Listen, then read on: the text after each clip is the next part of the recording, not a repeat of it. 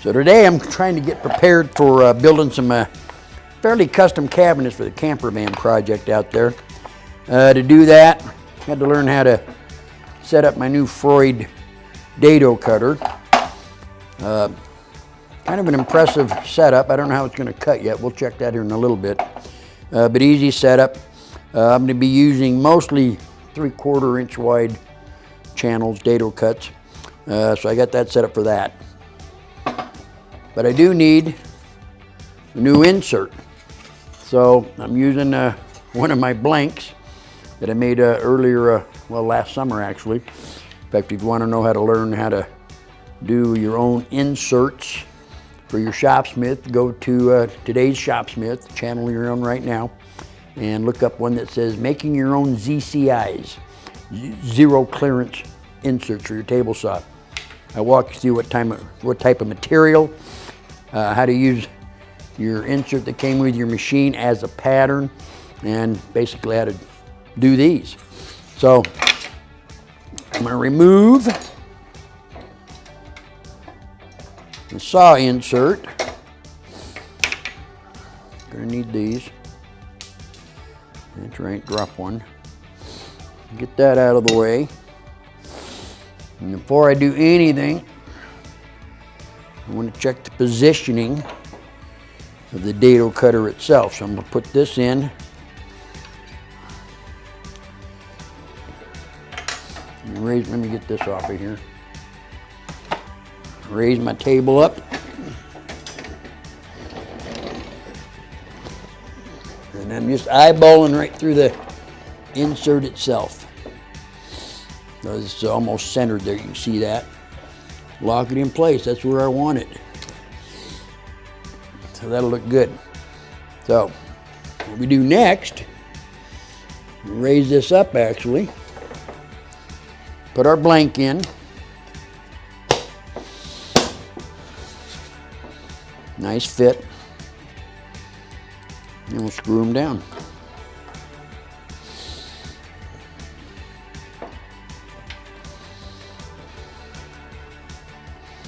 Nice and flat and flush.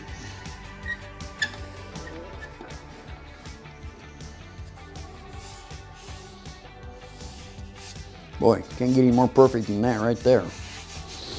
Now, because we're working with such a wide cutting surface, I can't just drop the table down like we did with the zero clearance insert.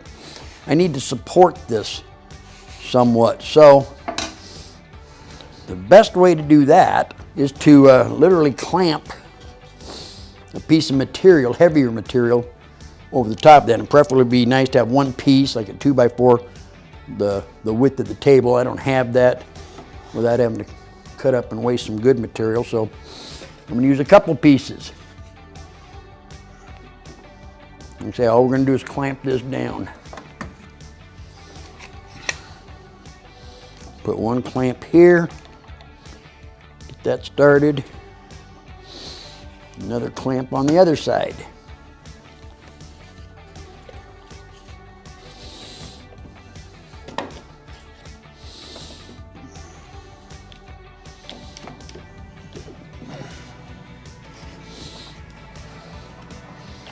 So now when we lower that table down, the blank, the insert blank is nicely supported.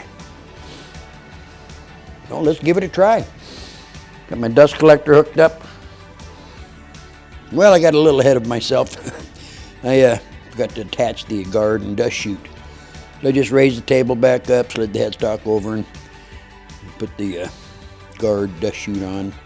I'm going to go ahead and make sure I have that cutter head locked in there too. So grab me a couple wrenches, make sure that's good and snug. And now I think we're ready to go.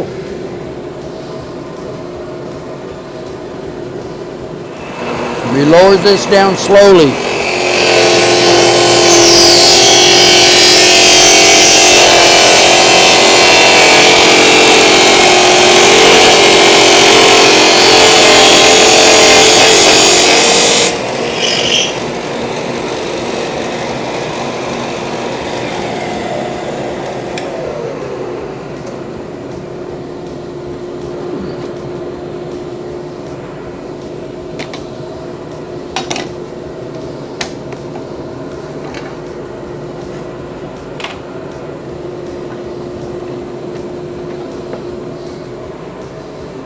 There's our dado insert.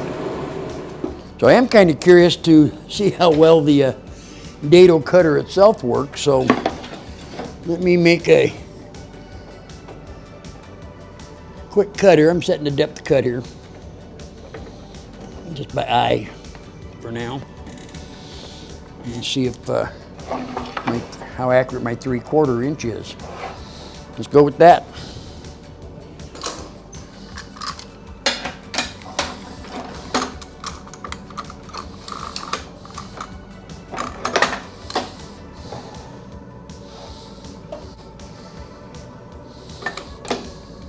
Here we go.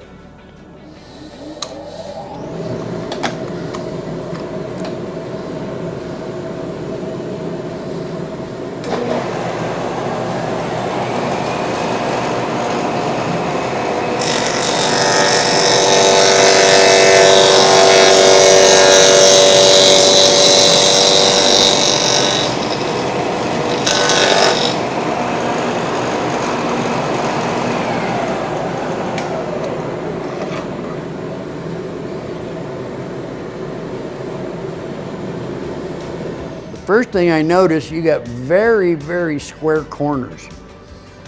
That's a must on a good dado. How accurate is it? Here's another 3/4 inch piece. This thing fits like a glove. Very pleased with my $85 Freud Dado cutter. I think we're ready to start building some cabinets. But really, before any kind of cabinet work can be done, I gotta finish the one wall in the camper van, because the main cabinet has to set up against that. So that's what you'll be seeing me do, or what you'll be seeing me do next. Probably a video I'll post next week. So until then, I'm Mike Young, and this is today's Shopsmith.